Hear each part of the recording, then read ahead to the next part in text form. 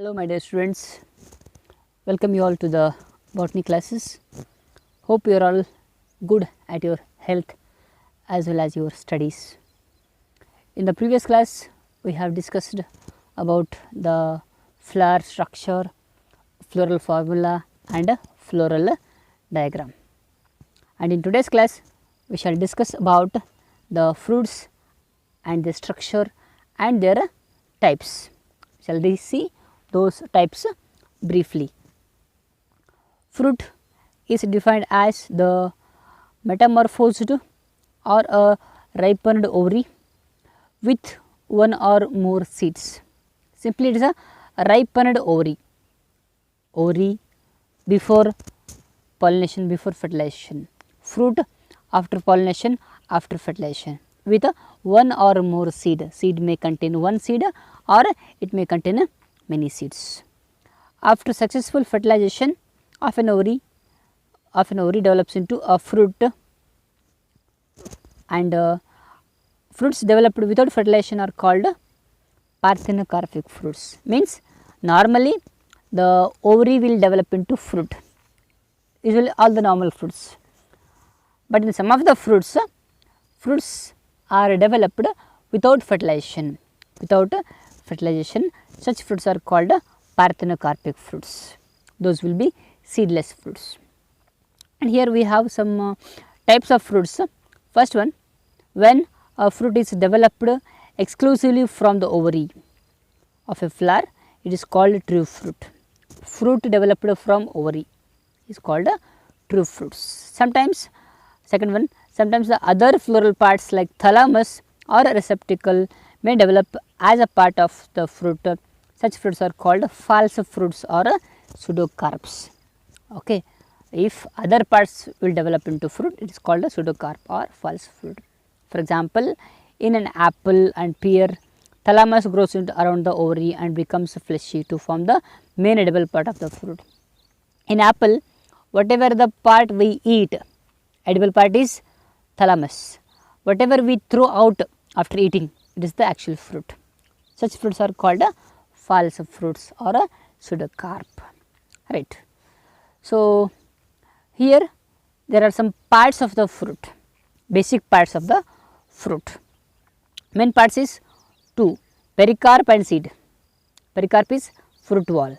So, pericarp and seed, two parts are there, means seed is covered by pericarp.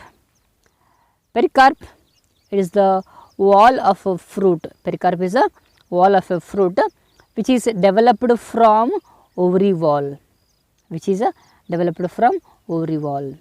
and in some plants the pericarp is differentiated into three parts as epicarp, mesocarp and endocarp.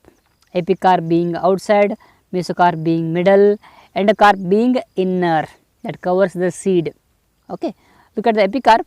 Epicarp, it is the outer part of the fruit wall which forms the skin or protective covering of the fruit. Simply the outer covering of the fruit. In mango, whatever the outer layer we remove out, it is the epicarp. Mesocarp, it is the middle part of the fruit wall, which forms major pulpy or juicy part of the fruit. As in mango, whatever we eat, the edible part of the mango is mesocarp. And endocarp, it is the inner part of the fruit wall which may be thin and membranous, as in orange, or hard and stony as in mango, plum and coconut. Means after eating the mango, we throw out the hard part, that is the hard part is called endocarp. The endocarp contains the seed inside, right. And in some plants, pericarp is single and not differentiated into such parts, example pea, beans, etc. So, in those whatever we call grains, in those grains the fruit wall is not differentiated into epicarp, mesocarp and endocarp, it is only the single. And seeds, the fruit wall may enclose one or many seeds which develop from fertilized ovules. Remember, ovary develops into fruit, ovules present in the ovary form the seed. Ovary into fruit, ovules into seed. So, here the fruit contain one or many seeds, right. Coming to the types or classification of the fruit, first one we have a simple fruit. Okay. Simple fruit, when the ovary of a single flower with or without other accessory floral parts develop into a single fruit, the fruit is said to be simple fruit. Means single flower, the ovary develop into fruit, other parts are not involved in the formation of the fruit. And the ovary may be monocarpellary or polycarpellary, means the ovary may have one carpel or many carpels, one stigma, one cell, one ovary, many stigmas, many styles, many ovary, like that. Maybe monocarpellary or many polycarpellary, and syncarpus, all are fused, carpels are fused. So, when only ovary develops into fruit, no other parts are involved, it is called a simple fruit. Here it may be further divided into two types, dry fruits and fleshy fruits. Dry, fleshy, as the name indicates, dry, they are dry, as for example cotton, pea, lady's finger, etc. Fleshy, for example tomato, guava, mango, all are the fleshy fruits. Okay. Simply, if they look dry, if they do not retain any water content, they are dry fruits. If they retain any juicy watery content, they are the fleshy fruits. And in dry fruits, pericarp becomes dry and thin at maturity, outer layer will be thin and dry. And the dry fruits are further classified into dehiscent and indehiscent fruits on the basis of presence or absence of natural dehiscence or breaking of the pericarp at maturity. Means after maturity, if the fruit opens naturally, it is called dehiscent. If the fruit do not open naturally, it is called indehiscent. Dry dehiscent, dry indehiscent. Simply, if it opens naturally, it is dehiscent. If it do not open, it is a indehiscent, right. Here legume and capsule are dry and dehiscent fruits. Legume, whatever the fruits present in the family Fabaceae, the fruit of the lady's finger, all are the dry fruits and they are dehiscent, means they open naturally when they are mature, when they are fully developed, right. Coming to fleshy fruits, the pericarp is thick and fleshy, juicy, watery, and may or may not be differentiated into all the three parts. So, here it is fleshy, but in some fruits it is differentiated into epicarp, mesocarp, endocarp, but in some it is not differentiated into all three layers, right. Here the fleshy fruits are mostly indehiscent, means after maturity they will not break open. Here drupe, for example mango, berry, tomato are the fleshy fruits. Okay. You can see in the diagram mango, the endocarp hard part covering the seed, the fleshy edible part mesocarp, and the epicarp or exocarp outer layer of the mango, right. Second type of the fruit is a aggregate fruit or heterioes. Okay. Here a fruit which develops from polycarpellary and apocarpus gynoecium. Remember, in simple fruits it was syncarpus, here it is apocarpus, polycarpellary and apocarpus gynoecium of a single flower, is called a aggregate fruit, polycarpellary but single flower, right.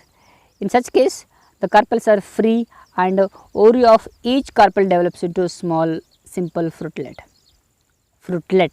Hope you remember rootlet, leaf, leaflet. Simply here fruitlet, small fruit, minute fruit, miniature fruit. Okay, it is called fruitlet. And a collection or a group of simple fruitlets makes an aggregate of fruits. Okay, aggregate or a heterio, right. An aggregate fruit is further classified into subtypes on the basis of character of fruitlets. So, In custard apple, that is Ananas scamosa, the apices of fruitlets become thick and hard and fuse along their margins to form a common covering around the fruit. You can see in the diagram, these are the outer parts of the fruit. Completely it is one fruit, one composite aggregate fruit, but this contain many fruitlets. This contain many fruitlets. You can see one unit on this diagram. This one unit is one fruitlet. The completely it is the fruit. Completely it is the fruit. You can see the seeds here. One seed contains the seed, epicarp, mesocarp, endocarp, everything, right. So, these are the aggregate fruits or heterios. Third type of the fruit is composite fruit or multiple fruit. Remember, a composite fruit or multiple fruit develops from entire inflorescence, the complete inflorescence having different flowers, that makes a flower, that makes a fruit. In such fruits, along with the ovaries and other floral flowers, peduncle also takes part in the formation of the fruit. Peduncle, hope you remember, stack of the inflorescence, stack of the inflorescence. So, stack of the inflorescence also takes part in the formation of the fruit, right. So, here on the basis of the types of inflorescence, composite fruits are classified into two types, Psoriasis and Cyconus. Psoriasis in case of pineapple and mulberry, and Cyconus in case of fig. In psoriasis, what happens is the peduncle is fleshy thick and the fruitlets are arranged on the peduncle. Fruitlets are arranged on the peduncle. Okay. In pineapple, you can see small single units, small single units. You can see here in the jackfruit also, this is one fruitlet arranged on a thick peduncle, arranged on a thick peduncle. But in Cyconus, the thalamus becomes a cup shaped structure. Thalamus forms a cup shaped structure. In that cup shaped structure, many flowers are arranged, many flowers are arranged that contain male flowers, female flowers, etc. Hope you remember the inflorescence hypanthodium. That hypanthodium inflorescence will form the Cyconus fruit, fig, that is a Ficus carica, right. These are the basic types of the fruits, right. Other fruit types and charts I will provide through WhatsApp group. So, there you can have a detailed idea about fruits. Even if you want more types, I can make another video. Till that, keep this is enough for this video. See you in the next video. Thank you.